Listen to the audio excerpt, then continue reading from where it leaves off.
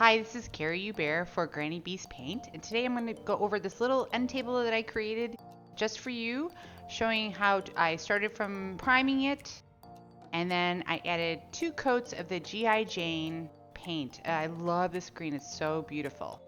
You want to make sure that you let the coats dry in between layers, and I get in all the nooks and crannies with my brush and try to apply the coats as evenly as possible. Next, I'm going to show you a dry brush technique that I did with the teacup green over the G.I. Jane. You lightly mist the surface with the mister, and then you add on a very light layer of the teacup green over the G.I. Jane.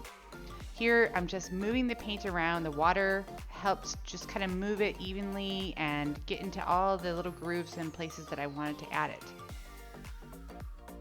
Then I take a cloth after I've applied enough of the paint to just kind of smooth out the layer of the teacup green over the surface.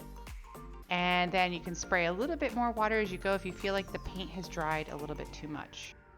So the cloth just helps move that paint around. And then I also try to concentrate on the edges just to give it a little bit more color, just to highlight all of the details on the piece.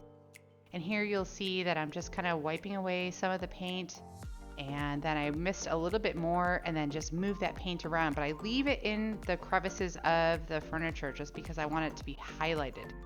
I could have used a glaze, but I wanted this to look more rustic and a little bit more time weathered.